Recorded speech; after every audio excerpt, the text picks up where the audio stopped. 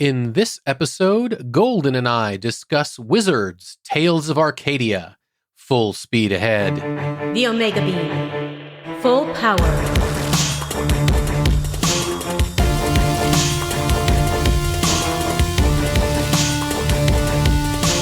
The Omega Beam. Welcome to the Omega Beam number 110. I'm your host, Oren Merton. In previous episodes of the Omega Beam, we've discussed the first two series in Guillermo Del Toro's Tales of Arcadia, their animated universe on Netflix. The first two were Troll Hunters and Three Below. In 2020, they released one more limited animated series in the Tales of Arcadia universe called Wizards.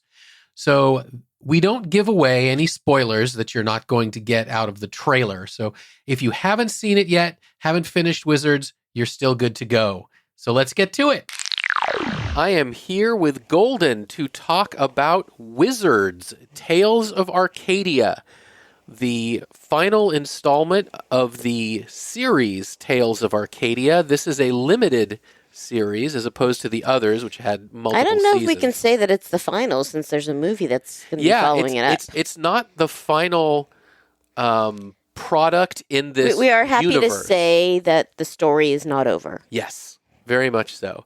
But this does wrap up the regular series of it. That first it started with Troll Hunters, and then it went to Three Below, and it wraps up sort of the saga that began with Troll Hunters and continued with Three Below in Wizards. So it will go on, which is exciting because these are great characters. It's not only great characters, the animation is really wonderful. Yeah. The characters are wonderful. The story is really wonderful. Right. For me, there's nothing that necessarily falls flat or leaves me wanting more. Right.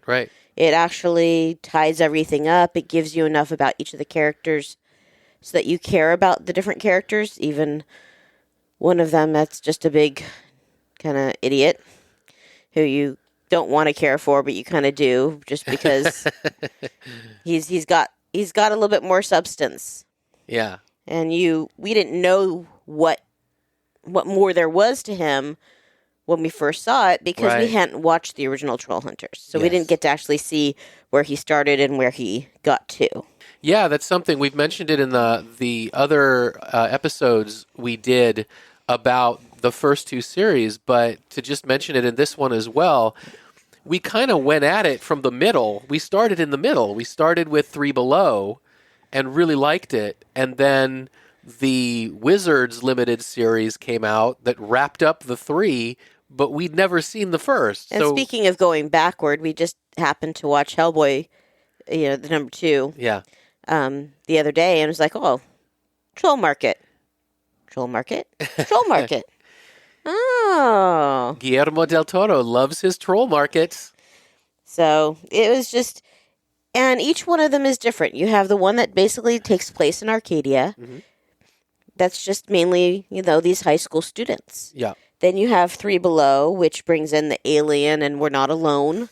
And now you have Wizards, which brings the part of the past into the present. And you get to kind of learn more about some characters that you're used to seeing a certain way. Yeah. You have preconceived notions, or at least I'm guessing a lot of people do, over who Merlin is, who Morgana is, who King Arthur is. Yeah. And a lot of that, Guillermo Del Toro just kind of breaks those down. And it's like, no, that's what you thought, but maybe that's not how it was. Guillermo Del Toro also does a really good job of integrating the characters. So when you see Troll Hunters, the character of Duxie is introduced as a cafe worker. Yeah. And then someone who works at the cafe. Yeah. But yet he's a little more suave and kind of interesting to the ladies. So you have the main character kind of feeling like, wait a minute, no, this is the girl I'm interested in. Yeah, a little threatened. Get away. And they also introduce Aja Krell from Three Below as just weirdos from somewhere else.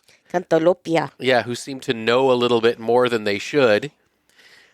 And it's sort of left there, but then Three Below picks up, and you learn everything about Krell and Aja. And then Wizards picks up, and suddenly Duxie is the main character there. So all the elements are introduced to you early on, but they each get their chance to really shine. Yeah, this must have been really planned out. Yeah. Because for them to have Duxie in the first series, Right. to have Aja and Krell just kind of drop in through the first series, there's a lot there that had to have been planned out. Mm-hmm. They had a vision and they went with it, and it worked extremely well.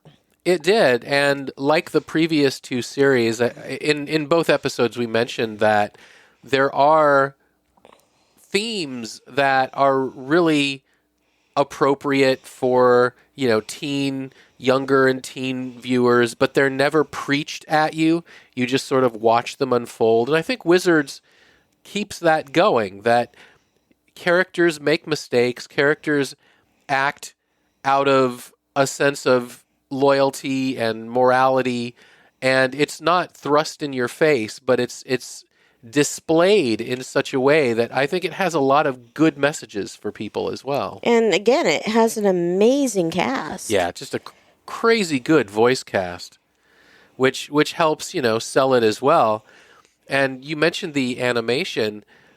One of the things that I like is that while all the animation is unified in the sense that characters introduced in one look the same in the other series and such, the overarching animation is always a little bit different. Like in Troll Hunters, it's a little bit more, I don't want to say realistic, because it's maybe obviously more contemporary. Yeah, contemporary. Whereas in Three Below, it's much more kind of almost Tron-ish. It has that edge to it. Yeah, that edgy, spacey sci-fi. And then in Wizards, it's much more magical with softer edges and, much more in the fantasy world than anywhere else. And I think it's great that each has their own flavor while maintaining a consistency in style. Mm-hmm. No, it's a lot of fun. It's definitely one that I would recommend to kids, to parents. It's definitely a show that you can watch as a family. Yeah. And I think one of the things these series and Wizards as well, do pretty well is for as much action and violence as is in them, they are pretty bloodless. I mean, the overall body count is very low, but it's also not a bloody show. Yeah, no, and I like IMDb for looking things like that up, Mm-hmm. because they will have a parent's guide. Uh-huh. They'll talk about, is there any sex and nudity? None. Yeah. Violence and gore, mild. Profanity, none, Mm-hmm. unless it's in a foreign alien language that we don't know. Alcohol, drugs, smoking, mild. Frightening and intense scenes, mild. I mean, and they'll tell you exactly where it is. So that if you do have a kid that's sensitive to those things, you can make sure that that part gets omitted when you watch it. Yeah. Which is a really nice guide. It is. And speaking of profanity, I think it's fun how different characters have different things they say. So Duxie's sort of quote unquote profanity is he'll say fuzz buckets.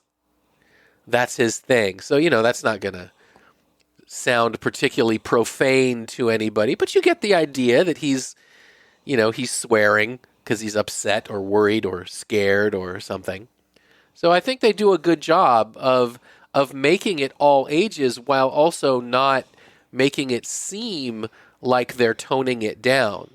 And this is only 10 episodes. Yeah.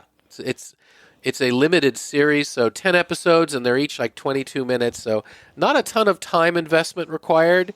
You can watch this standalone. We had originally watched it without any knowledge of Troll Hunters, and we still really enjoyed it, but I think you will get more out of it. You'll get more out of it because you'll know a little bit more about the characters and be able to appreciate what they're coming up against or what they know from the past. Right. And how this is challenging their own preconceived notions. Right. One way in which I think it was richer, that I don't think is a major spoiler because you see it in the trailers, is that in Wizards, one of the motivating factors for the character of Claire is that her love is in jeopardy, that he needs help. And having not seen Troll Hunters, we didn't know that story. We just knew that Jim somehow became a troll. Right. And that he is in mortal danger because of something that happened previous to coming into this episode. Right. So we still enjoyed it thoroughly, but having gone back and seen Troll Hunters and watched the entire story and the entire arc unfold made it that much richer, and we felt that jeopardy, I think, that much more. And this is Duxie's story. Yeah. You know, there's a lot of other things that are going on around, but it's him really coming into himself. Right. And it was neat to have just a tiny bit of the background to kind of appreciate that. Right. And it was interesting having watched Three Below and Wizards before Troll Hunters. Duxie shows up in a few episodes, so obviously we knew who he was. One of the episodes he shows up is the Troll Hunters finale, and knowing what we did, it's like, oh, okay, so, you know, we know a little bit more than somebody who hadn't watched it would have known. So I think we said this about the others, but we should say it about this one too.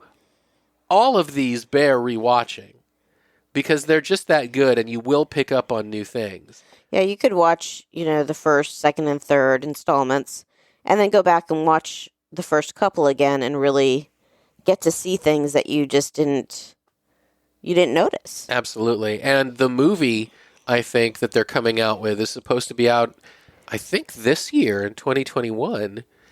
And, you know, it might just be worth rewatching, if not all three series, at least your favorite episodes of the three before the film, just so you've got it fresh in your mind. No, we've just watched them, so yeah. Well, there's a lot of other things to watch. In our case, we just watched them. I'm trying to remember. I think it's Rise of the Titans. Yeah, something like that. I remember Titans specifically was in the title. I think it was like Tales of Arcadia, Rise of the Titans, or something like that. Rise of the Titans, Troll Hunters, Rise of the Titans. There we go. They are going to fight the Arcane Order for control over the magic that binds them all. And that is an interesting tie-in because Arcane Order shows up in Wizards. So definitely you will want to be familiar with the Arcane Order when you see that movie, and I'm sure it will be good. However, again, I'm sure you'll be able to watch that film without seeing these series, and it will tell you the story as much as you'll need to know, but it will be richer if you have watched these already. It's a fun show. It is, definitely. Very much so. Well, thank you, Golden. You're welcome. And that's it for this episode. You can find the show notes at theomegabeam.com/110. If you liked this episode, please leave a review wherever you listen to podcasts. Reviews help people who like this stuff find our podcast. If you have any comments or suggestions, please drop us a line at info@theomegabeam.com. Be good to yourselves and each other, and we'll catch you next time. The Omega Beam. Full stop.